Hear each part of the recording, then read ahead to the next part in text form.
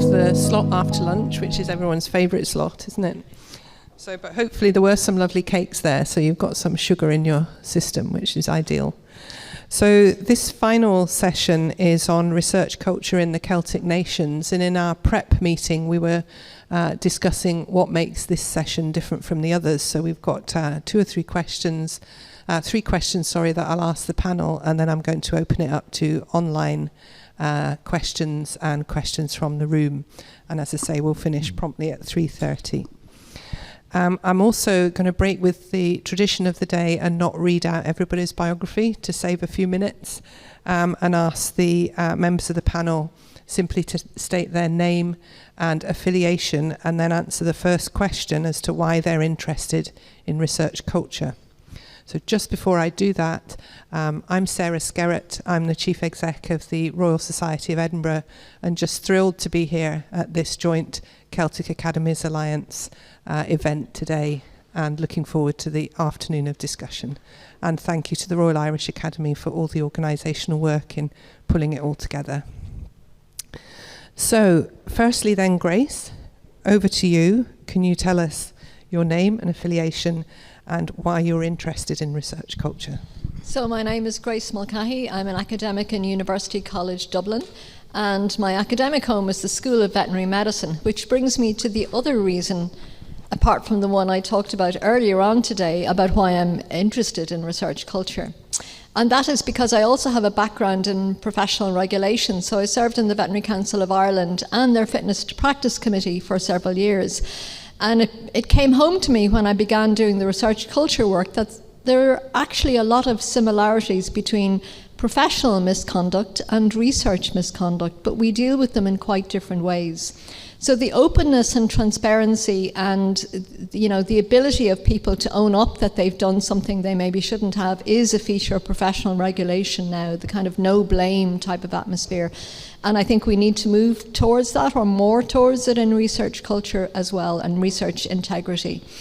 But I think also there's the issue of the values and the behaviours of researchers. So an earlier panel talked about the researchers being expected now to know everything about ethics, about integrity, about how to talk to people, about leadership and management. And I think that is an unfair and unrealistic expectation unless we train people in those areas. So again, from my professional regulation background, and my UCD colleagues know what I'm going to say next. I can see Jill laughing down there. They've never heard this before, of course. Is that we spend a lot of time in professional courses, be it medicine or my own area of veterinary medicine, in teaching our students how to communicate as professionals. Because we know that something like 90% of professional misconduct cases arise from failure in communication. And in research, we teach people very well, I think, how to communicate to external audiences and to their peers about their research and what they're doing. But we don't really maybe place as much emphasis on how to communicate within research teams, how to provide constructive criticism to their students, how to deal with collaborators. And again, coming back full circle to the research integrity questions we're faced with and have been faced with, very often it's those niggly communication issues which give rise to things like authorship disputes. So not saying explicitly at the outset, this is going to be the authorship plan for this particular piece of work, but assuming that people know. And people, by and large, aren't mind readers. So I think that's the context. So I think we need to train our researchers in professional communication skills. And they're not something that everyone is born with, but everybody can be trained, and it would help a lot, I think, in terms of just advancing our research culture. Thank you very much, Grace.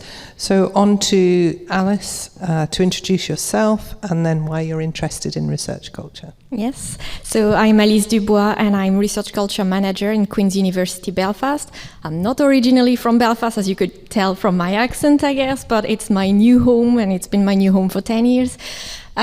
So what drove me to research culture? Well, it was research initially. I moved to Belfast as a researcher, as a postdoctoral researcher, and eventually kind of moved to more postdoctoral support, developing support for postdocs and really helping people develop their careers, helping people navigate their system, making policy fairer for people who had been a bit forgotten in the system. And so that kind of drove me quite naturally to research culture and to expanding this horizon. Also, research culture, it's about supporting people and it's about doing the right thing so that research can have an impact and can mean something. And I really like rules and doing the right thing, so I think it suits well. Fantastic. Thank you so much. Louise. Thank you. My name is Louise Bright. I'm from the University of South Wales, where I'm Pro-Vice-Chancellor for Enterprise Engagement and Partnerships, but my heart is in research.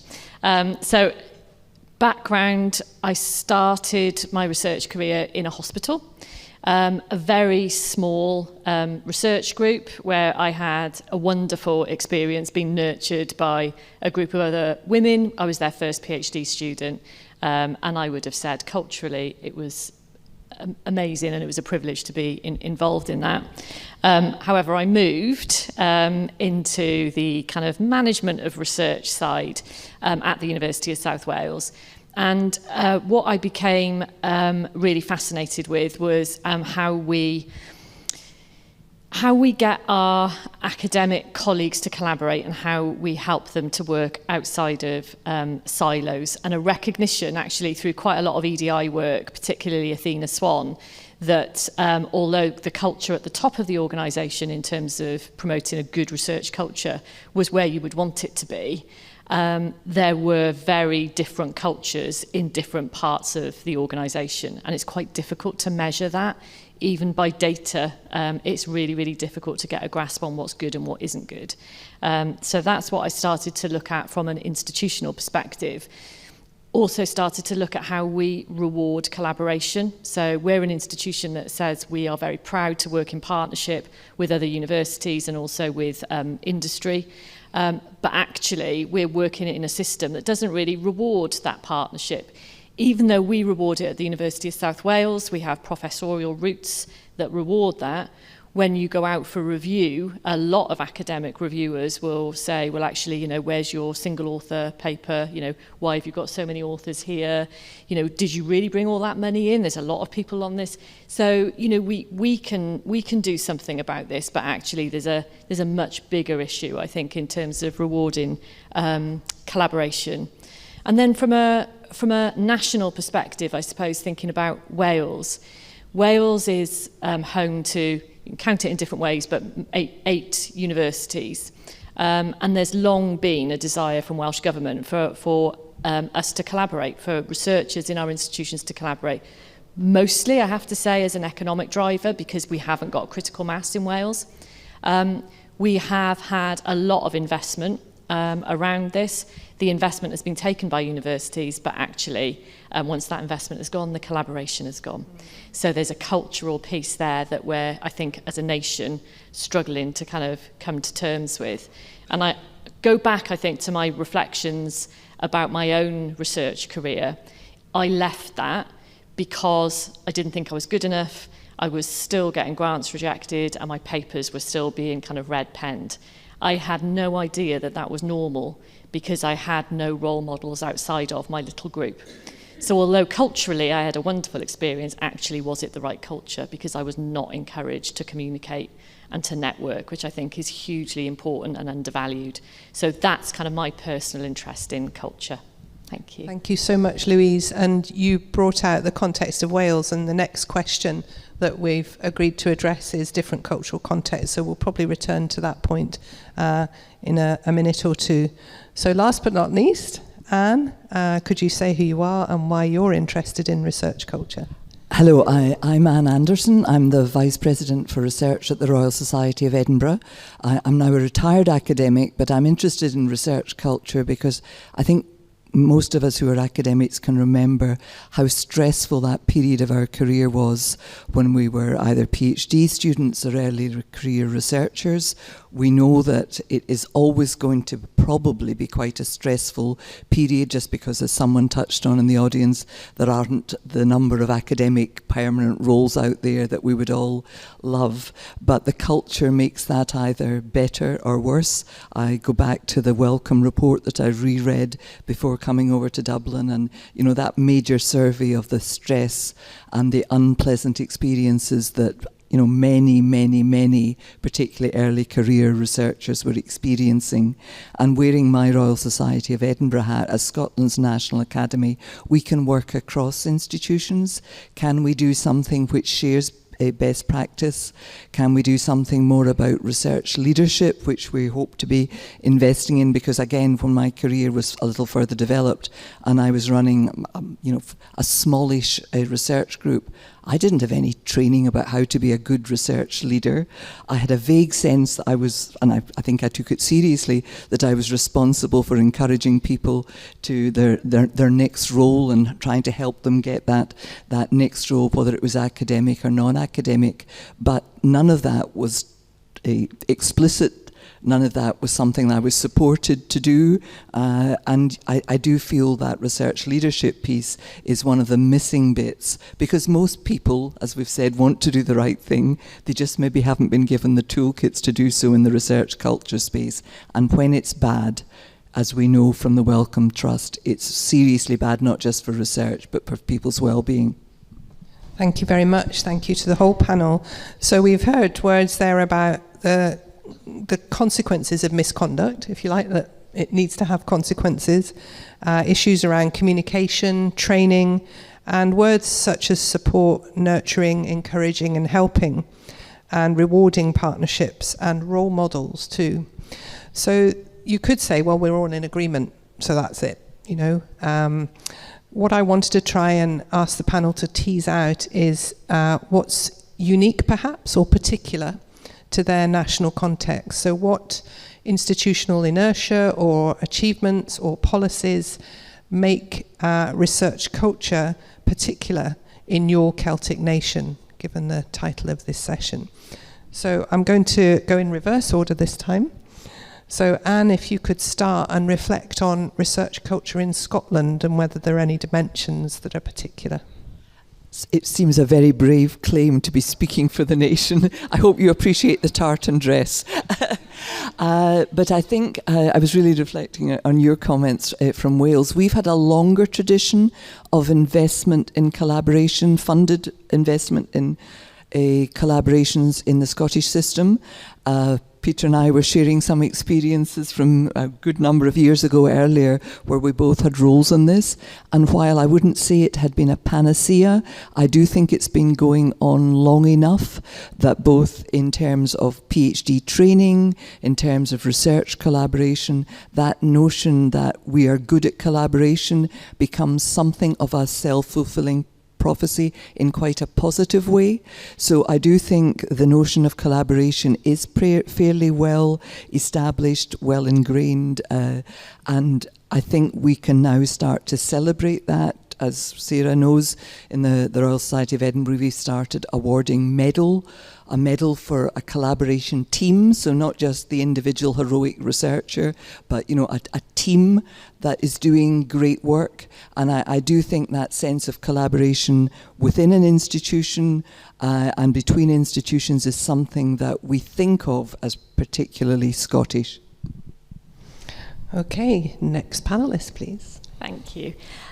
Wales feels like it's really changing at the moment. So we have something called MEDA, which is Welsh for skill, I think. So that's our funding council. That's changing, so it's no longer a higher education funding council, it's now a funding council for tertiary education. So it includes sixth forms and FE colleges. It's very new, so it only came into existence this year, so we're still kind of finding our way with it. But you can see the direction of travel from a policy perspective, that universities are going to be expected to work much more closely with our further education and our sixth form colleges. So that seems like a huge shift, and we're all kind of waiting to see what that might pan out like.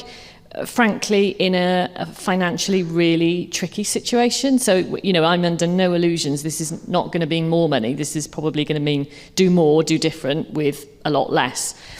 So there are opportunities, I think, but challenges as well. I think the other thing to note about Wales is we have a Future Generations Commissioner, so we have a Wellbeing and Future Generations Act.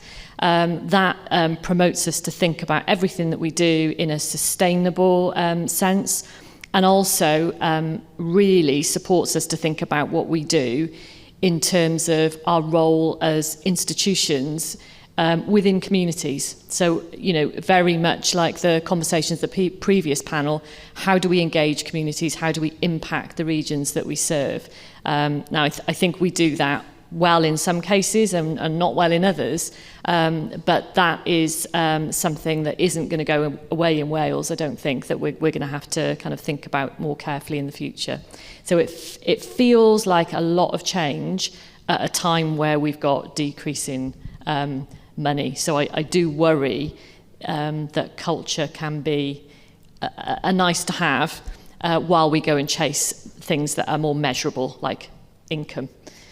So I'm worried. Thank you very much, Louise. It's good to hear the positives and the more challenging aspects as well, and those times of change. So over to you, Alice. Yes, so I guess for Northern Ireland, I can speak a little bit about the research and innovation ecosystem as a whole. Research and innovation in Northern Ireland, well, if you consider the UK as a whole, we've got the lowest investment in research and innovation from our government. We also have the lowest productivity in the UK, but there are some other things that are, basically resources are quite low. It's a small region, there's not a lot of money there, and there's a lot of things to do. This has led to a lot of consequences on research and innovation and research and development in the region. It has also led to a bit of a brain drain of the region, with a lot of young people leaving Northern Ireland because universities, the two universities, so Queen's University Belfast and Ulster University, have a cap on the number of Northern Irish students they can accept every year because of lack of funding. So students and young people are going abroad and they don't often come back.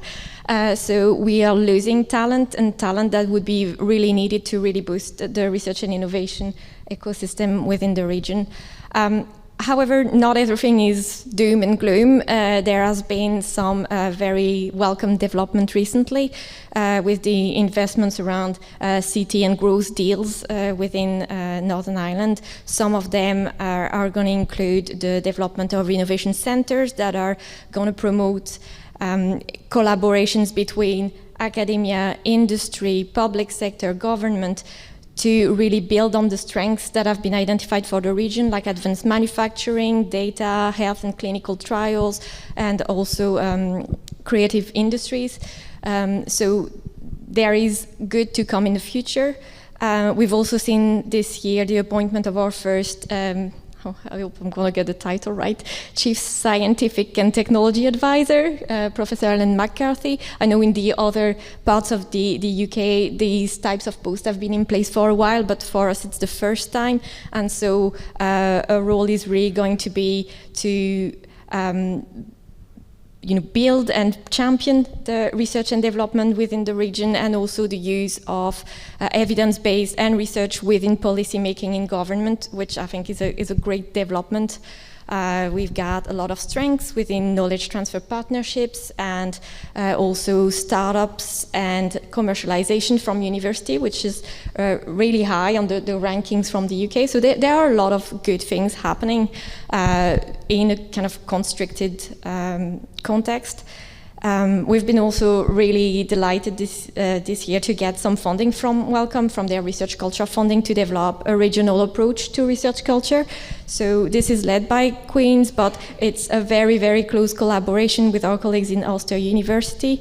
and it's about bringing the whole research and innovation ecosystem, so our government, our companies, our publicly funded research institute, the health sector, everybody involved in some way in research in the region, to bring them together to help identify some of the challenges and bring some ideas for solutions. And our Department for the Economy is really involved and really keen in seeing some suggestions and taking that on board. And we're also, as part of this project, really working together to pilot a few initiatives targeted at specific groups. One are research professionals or research administrators, research managers, who are actually doing a lot that shapes the ecosystem in a way and navigate a lot of the processes, but often they're in their different organizations and don't talk to each other, so we've created a network to bring people together. We've also targeted postdoctoral researchers as a talent pool that is not used in the best way at the moment, to help them understand the different career options that are there for them, and across the two universities, working together, helping them network and helping them develop their career. And finally, it was mentioned in one of the questions this morning by Tim, we've got our colleagues in Ulster, and Frida is here in the room and leading that piece of work on supporting and interacting with people involved in practice as research to understand their challenges and bring forward some solutions for them. And so really that regional approach, I think, is going to be really useful, and we're also involved with a kind of more north-south collaborative approach with our colleagues in UCD with the All Ireland Research Culture Network. Brilliant, thank you very much. And I think so far we're seeing a journey. People are describing journeys and changes. It's really interesting. So over to you, Grace, to give us your perspective on the national context. So in terms of differences and similarities between the different Celtic nations and indeed broader UK perspectives on Ireland, I think there are actually far more similarities than there are differences. I think we all know that research is, a multinational, international expertise or enterprise now, and therefore culture in one part of that will seep into and affect the other parts. Having said that, I think there are some obvious differences. Obviously, the influence of REF, which applies to everyone except us here in this part of Ireland. But that in itself is kind of an experiment, a living experiment. And we've talked about, analysing the different drivers of research culture in the context of REF or no REF. And hopefully that will be one of the outcomes, I think, of our joint welcome funding from North and South. The other obvious difference is Brexit, and that we are now still here very much embedded in European research systems, the research ecosystem. I know in the UK you are to an extent too, with Horizon Europe and so on. I'm never quite sure which bits you can avail of and which bits you can't. So we have that European influence, which I think is really, really strong. And I know in Europe, in Science Europe and other organisations, there's a lot of work going on about research assessment and so on, which we have been involved in. And now I think as the only English-speaking nation in Europe, I think we have probably a good influence in terms of, the international research space. And we would like to think that globally that influence extends as well. Another difference, though, and maybe one which isn't so good from our point of view, is that we are, as higher education institutions, really underfunded, as compared even, I think, with all over the UK. And I think that's been loudly shouted from the treetops by the IUA and others. We have an election coming up. The end of the year, and hopefully there'll be some good things there. We did have some positive news, I think, in the recent budget in terms of funding, but there is still some ground to be made up there in terms of just, staff-student ratios and therefore the time people have for research. Another difference, I would say that, the UK has been very influential in terms of reports on research culture. So the Royal Society, the Wellcome report on biomedical sciences, and those have very much informed the research culture activities, I think, that we're really beginning to get our teeth into now. As have our colleagues that we've consulted. I mentioned earlier today the really helpful discussions we had with Queen's when we were starting on this journey, and with the University of Glasgow, and now with Warwick and lots of others as well. So I think those are some of the many similarities and the few differences, I think, between us. And a final one, I would say, and this is kind of a general cultural one, I think probably, and maybe this applies to the other Celtic nations as well, I don't know, you guys tell me, but I think in Ireland we're a very small nation and we tend to know each other, and we tend to have a very a very direct personal approach. So if we want to know something, we probably know somebody's cousin down in Cork who's related to us, so we have the kind of direct line, and we use that quite a lot. And we're also to an extent a nation of rule breakers, and maybe that helps us to overcome some of the cultural, research cultural even stereotypes that have sprung up. That's grand, thank you so much. In the next question and for the discussion, we might look at how we can break other rules. I know we had some encouragement to be radical this morning, so let's continue in that vein. So we're going to ask one more question and then open to the panel. So the first question was what about personal motivation, I suppose, and then how that motivation sits within a national context with all its opportunities and constraints. So my third question to the panel, and I'll start with you, Grace, is, with respect to those similarities and differences, what do you think we can nonetheless do together? Because that's what we want to be a so what of this event, if you like. So over to you, Grace, first. Thanks. So again, just in the same way we have more similarities, I think, than differences, I think there's a huge amount we can do together.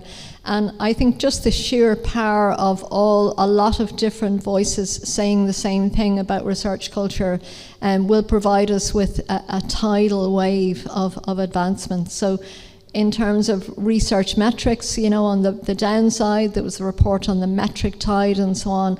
I think now we have a tide of positivity flowing towards thinking what we have to do to make our research culture optimal in terms of achieving the good for society that we all want to do as researchers. So a lot of what we've said here this morning is, things that we've heard before, and some things that maybe are more radical, and that's good to have new stuff coming into the conversation as well. But by and large, I think here in this room, we're preaching to the converted. We're all singing from the same hymn sheet. I think we're spreading that news and that message throughout our organisations and throughout the research ecosystem. And I think it's at some point there will be a tipping point, and I think we will get to the situation where there is a genuine acceptance by a majority of researchers that this is the way to go, and I think that will be for the good of everybody. So our power is in doing things together, and I'm very encouraged about that possibility. Thank you very much, Grace. So we're on a tide of positivity towards Shangri-La. Is that going to be the social media bite from this session? So thank you for that. Alice, what's your view on the similarities and differences and how they affect what we can do together? I think doing something together is what's important in that part of the question. We all have low resources, a lot of competition for resources, and we all have limited, and that includes time also, not just money, time, staff. So the more we work together, the better. I think there's an ideal size of group to work together, maybe starting relatively small, because when you have a massive group, nothing happens, and years later you're like, what have we achieved? Nothing. And I want to take the example that we are working with Ulster University in supporting postdocs. We are two small university in a little wee country, and the number of postdoctoral researchers in Ulster University is not sufficient to justify having one post with somebody who's there just to deliver career advice. It's barely the case at Queen's, But when we work together, we have been able to hire somebody who's delivering workshops, who's organizing career exploration events, who's engaging with local employers, who's delivering those kind of employability programs for early career researchers in their postdoctoral stage across the two universities. And the type of guest speakers we would get would be the same. We would compete for the attention and the time of the people we want to actually preserve, and we would have small engagement in multiple events instead of having a good one impactful event. So I think there are some specific initiatives that really benefit from doing it together, sharing the resource.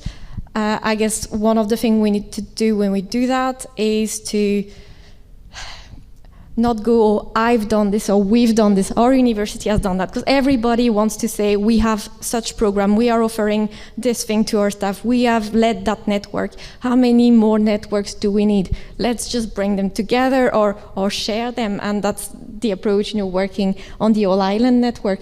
We don't need 10 of them. One is great. So I think it's also letting the ego behind a little bit, I guess. Perfect. Another takeaway message, I think. So over to you then, please, Louise. Thank you.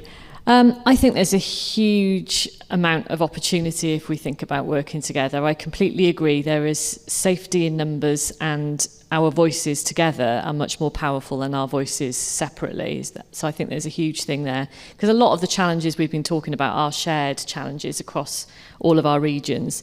I think there's something huge around supporting particularly early career researchers. So Learning Society in Wales is doing that. We have a Wales programme for early mid-career researchers called Welsh Crucible. Those sorts of things have such an impact, the individuals that go on them. For my organisation, we're not research intensive. A lot of our academics are juggling teaching and research, and they will genuinely feel not as good as colleagues from Cardiff, potentially. And when they get into a room and they talk to them, they realise that they're facing the same challenges in a slightly different context, and actually they are as good as them. So the confidence that it builds by building these networks, I think, is huge. And I imagine if we do that across our nations, then that could be something really special. I also think there's learning. I mean, I've written pages of things that I didn't know about that I want to follow up on. So I think there's learning for people like us from each other. Particularly, I think, around this issue of culture and equity and diversity. So I've looked at Scotland for ages, really enviously, because Scotland have got a really brilliant programme called Equate, which is completely funded and is all about gender equality in STEM. Wales hasn't got that. What could we do? How could we do what Scotland have done? I think there's something there, but there's something around the equality and diversity space. We're not in competition here. So there's a lot of shared, I think, learning to be had. Brilliant. Thank you so much. Anne?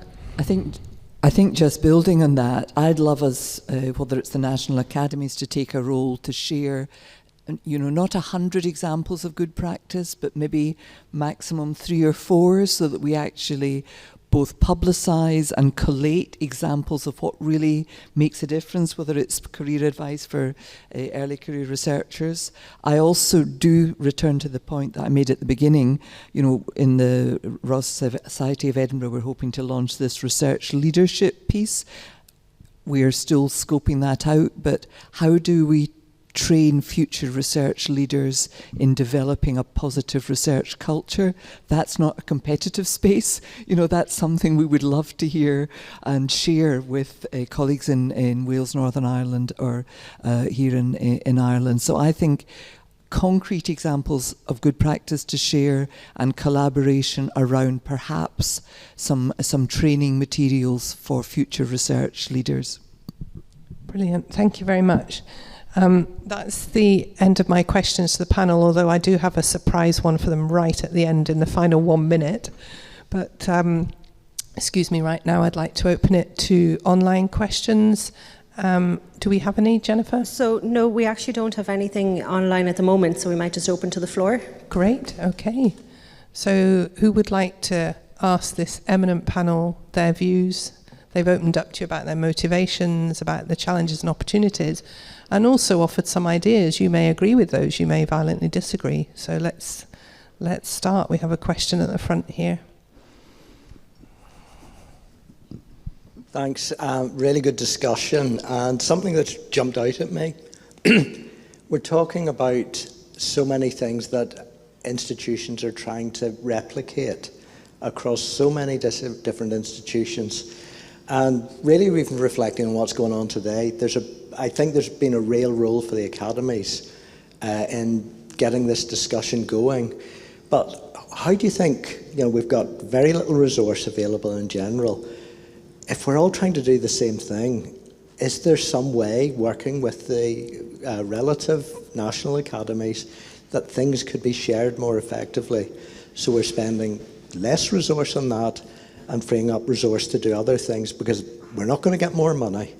But if we're trying to do the same things, surely there can be a way that we could be working more effectively together.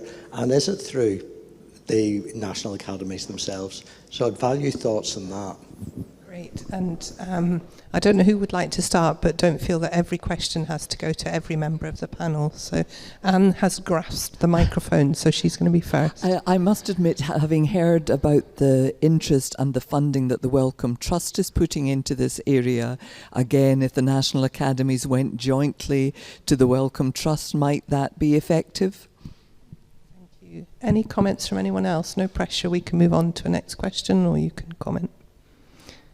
Yeah, Grace. I think the academies have a huge role to play, or potentially have a huge role to play. We've seen the effect of, the Royal Society report, for example, some years ago, and I think also just from the Royal Irish Academy's point of view, there has been a step change within the academy under the diversity committee, and I think the criteria for election to membership now are more reflective of those kinds of things that we've talked about today in terms of research culture, narrative CVs and so on. So the academies can very much set the tone, I think, and lead the way, so I would absolutely support that. Yeah. Thank you, Grace. Another question, please. Yeah, Olivia, and then Ben. Thank you. Okay, good. Thank you. Anne, I think it was you that said about the success of collaboration in Scotland, and how I wrote down here, the notion of collaboration becomes a self-fulfilling prophecy. I thought that was really interesting, because I'm not sure I've always seen that work. So perhaps could you unpick that a little bit more in terms of how that worked? And I'd be interested in the reflection from the rest of the panel on whether that is something you've seen happen, or whether there are other things that need to instigate successful collaboration, particularly in this space of research culture. Well, I think it's partly these things take time, and I'm going to get the details wrong, but certainly there have been like 2 or 3 rounds over several years of funding collaborations across institutions originally in certain disciplines where they wanted to bring collaboration together, and then more recently on certain key research challenges. So there's a long-standing investment in, and at least not just taking the money, but universities then having to report, and the collaborations having to report on what they've done. So, it's been going on a long time. People have talked about it very publicly, so it has become really quite embedded. And then similarly around postgraduate training, there have been nationwide initiatives to have doctoral training in arts and humanities and social sciences and in various areas of the STEM disciplines. So the experience of collaborating effectively, and as a relatively small part of the UK-wide research funding ecosystem being successful as a result of that, I think has led to an openness to and a celebration of effective collaboration. So I don't think it's perfect, and there'll be examples of people, of course, game playing, but I think it's got over the years beyond that. Thank you very much. Would any of the panel members like to reflect on their collaborative context? Yeah, I think Wales probably hasn't done the sustainable thing. So we've had pots of money, gone for something, and then decided that there's a different sector and gone somewhere else. So I think that probably hasn't helped us. I also think Wales doesn't celebrate. So we normally, I think it's a little bit in us, but also I think we tend to kind of beat ourselves up about things that we haven't reached. So we didn't quite reach that target, we've got to do better. And that's the narrative, rather than, okay, well, that might be the reality, but actually some really great stuff happened as well. And again, I think that's the Learned Society have helped to fill that space, because there's been some really good, independent information that's come out in lots of different ways, in glossy brochures and things on the internet that we can all kind of pick up, and so that's been really helpful. But I think we probably don't shout about what we've done very well as a nation. We should learn from that. More for the LSW to do, shouting out, yeah. So we had a question from Ben, and then we're going to go online for a question. Thanks. Can I also just add to the point about what works in Scotland? I think it's the people as well. In terms of there are great networks in professional services and things like that underpin a lot of what we do and a lot of these activities. And people who've been in this space for a long time who keep it going even when the money runs out. And I think those people, those kind of networks, are really important. But what I was going to ask was, one of the conversations that I seem to have a lot at the moment is about research culture appearing to people as if it's something new and additional to take on. And it's a kind of new set of targets, a new set of things that universities are doing, and the kind of workload implications of that, and trying to get people to move past that way of thinking of it being something new and additional. I'm just wondering how people are approaching that problem. That's a really interesting question. It's like in research funding, you're always pushed to be innovative. Even if you've cracked something that works brilliantly, you can't then get more money for that because it's not innovative anymore. So who would like to respond? I wonder, Grace, whether you've got a thought on that particular point about it being seen as something new and additional. Yeah, so the last thing we need in research organisations is more stuff to do, because we're all, stuffed to the gills. There was a meeting here just a couple of weeks ago on research assessment, very similar kind of meeting, and there was the notion of, academics are like five-legged sheep. They're expected to do so much. And my personal analogy from Ireland would be the high-yielding dairy cow, but that's another thing. Anyway, we're doing far too much, and we're spreading ourselves too thin. And I'm in two minds about the need to just absorb research culture right now into, the natural things that we all do. And I think maybe it goes in stages. Maybe we have to start talking about it and to isolate it as a specific thing first, before it becomes second nature, and then gets morphed back into the generality of things we do. It becomes second nature, as you say. Same thing would have happened in another part of my academic career. I worked on access and widening participation, and we very much went through the same process there. For a while it was thought of, those lads over there in the access office, they do widening participation and we don't have to bother about it. And then people said, hang on a minute now, this needs to be mainstreamed. It's everybody's business. So the same thing, research culture can't remain forever the job of an Alice or a Grace or whoever else. It has to be something that people accept as a normal part of their day-to-day thinking and actions. But in order to get there may be a period of time where we have to isolate it and make people aware of it. And I think we're probably, at least in my experience in Ireland, we're in that phase now. And it may be that you're getting past that phase in some other parts in the UK, but I don't think we're there yet. And so there is a need at the moment to talk about it, just as we talked about gender equity and EDI as a specific thing. I think we still need to talk about research culture before it gets to that stage. Brilliant, thank you very much, Grace. I don't know if anyone wants to add. That was such a thorough answer. But yeah, Alice, go ahead. I just want to actually follow up on the point that was made just before the question around the contributions of research professionals and research managers in this, and the different discussions we've had around collaboration. And I think a lot of the collaboration can come from this space, because there is far less competition between research professionals than there could be between academics. And actually, we see that within our network, really getting to know other people in similar roles in a different institution, whatever it's a university or not, and including, Invest NI or kind of local funder.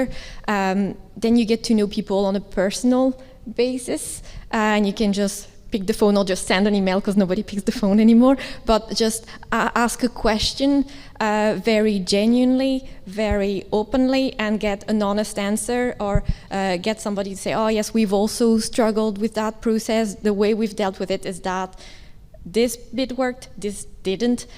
We can't really see that in any kind of communications that put out there, because people only show what works, but through those kind of more personal networks and communications that we build, we can get the good, the bad, the ugly, and then replicate what works or improve things. So I think these spaces are very important also. Perfect, thank you so much. A brilliant combination of answers there. We have an online question, please, Jennifer. We do, thanks. So there are distinct cultures in the Celtic nations touched on by the speakers in terms of similarities and differences. Do the distinct individual national cultures inform separate research cultures? And are these rendered explicit in the subcultures in specific institutions within each area? Grace has just laughed, so she's going first.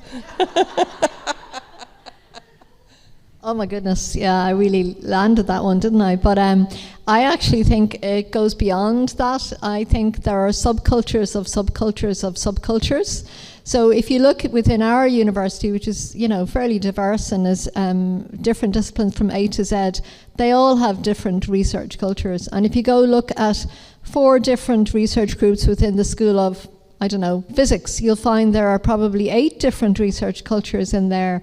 So undoubtedly our broader cultural background and the culture of our society does influence our research cultures, and we referred to this a little bit earlier on, the fact that in Ireland we tend to know people everywhere, and that's often an easier way to get an answer than going through official channels.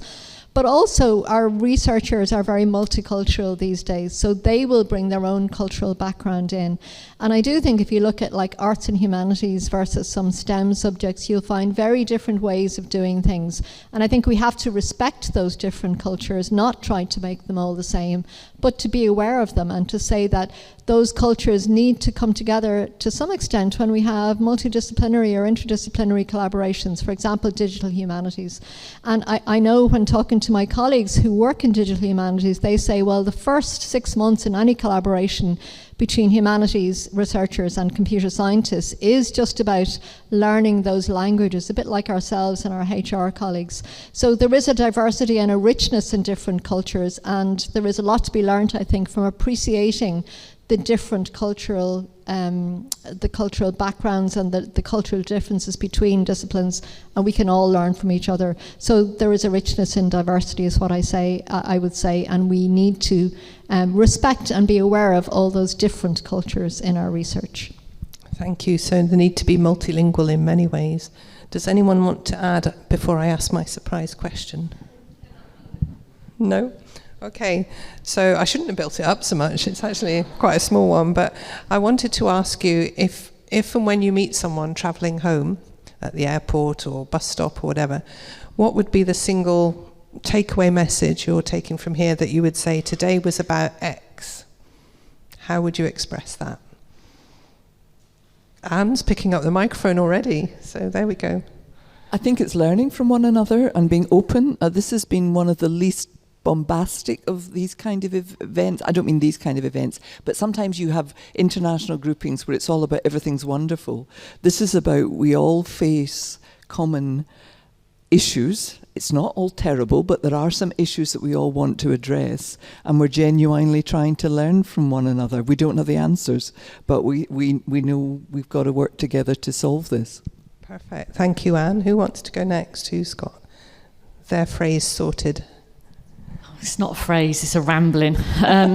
I think it's been a friendly, open space, and at a time where I'm certainly involved in conversations that are really grim and hard and tough, it's a really good reminder, actually, that this is really important, and it feels hopeful to me.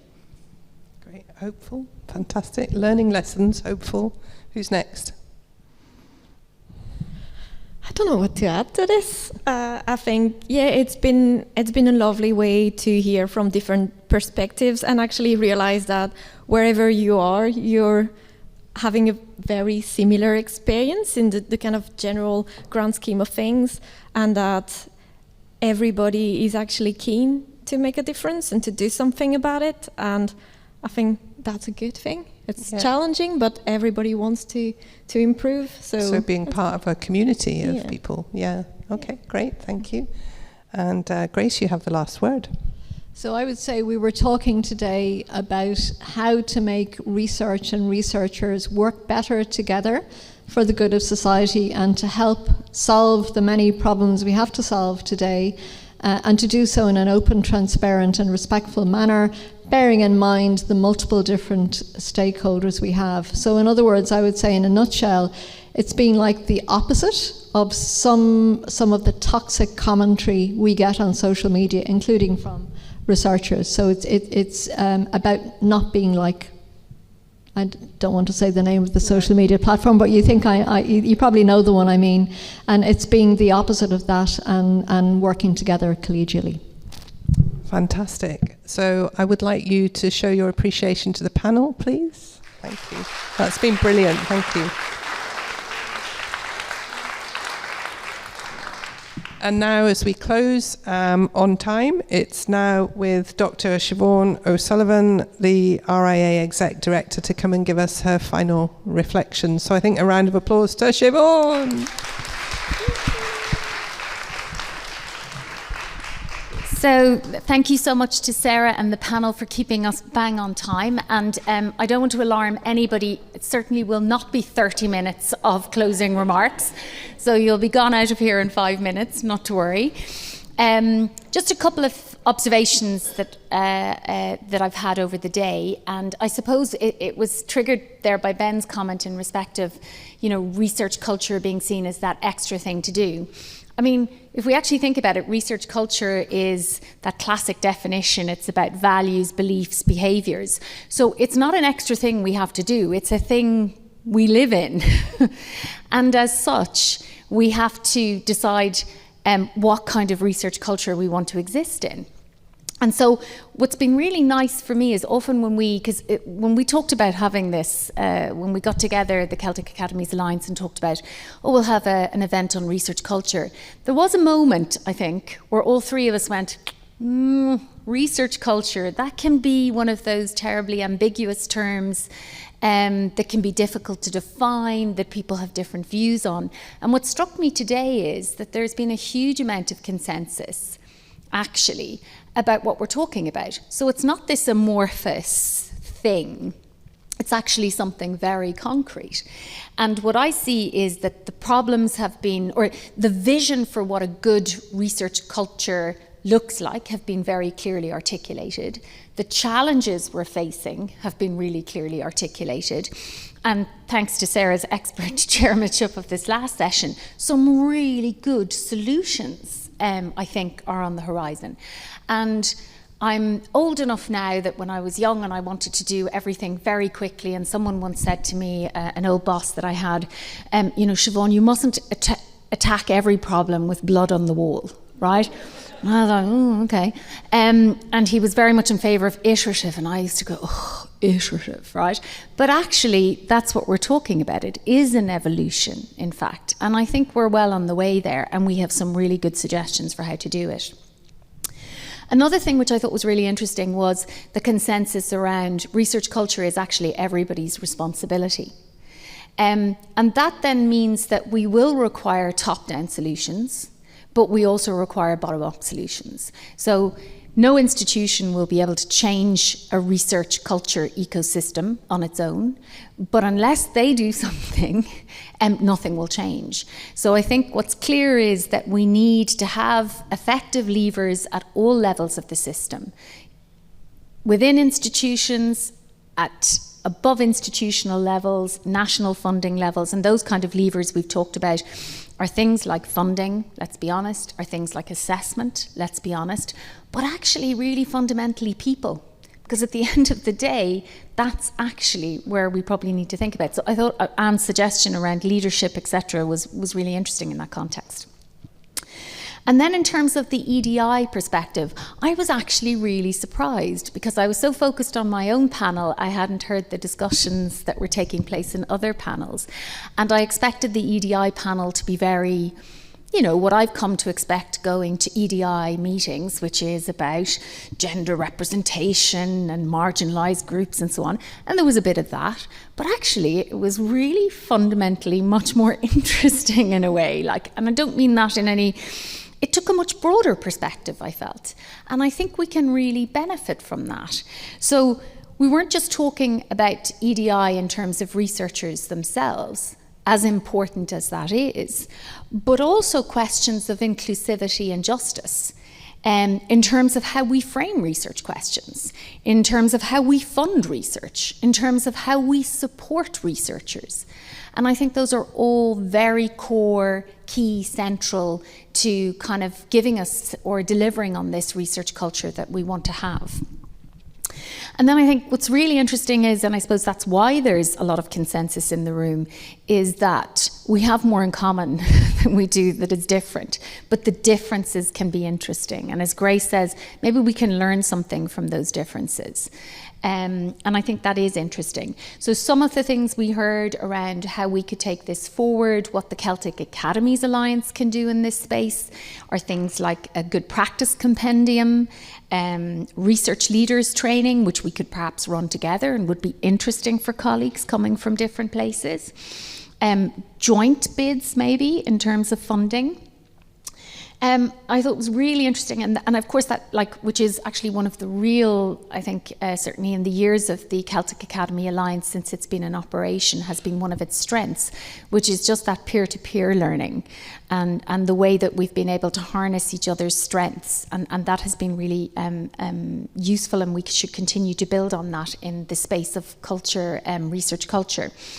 But I also thought it was really interesting the issue of the academies themselves. So RSC, LSW, the RIA, our responsibility in terms of, certainly in the instance of the RIA, we not alone support research by giving grants, etc. We are a research performing body ourselves. So we have a number of research programs in-house. So the question there about the kind of culture that we're creating, the type of, even within our larger organisations, academies, about how we're doing our business. And I think that's really interesting and a challenge to all of us and something we need to take on board. So I'll stop there. I just want to say a couple of thank yous. I want to say sincere thanks to my colleagues in LSW and the RSC, to all of the panellists who have come today, to my own colleagues here in the RIA, especially to Jennifer, who has been driving the event, etc., but with able assistance from other colleagues in the RSC and LSW. And just to thank you all for coming, because actually an event like this doesn't work unless you have people in the room who are willing to engage and share their expertise, and we're really grateful for that. So you will see an output from this, and we hope to build on it. And we wish you a very nice evening. And again, thank you to all of those who were online and who joined us, and we hope it has been an interesting afternoon for you all. Thank you so much.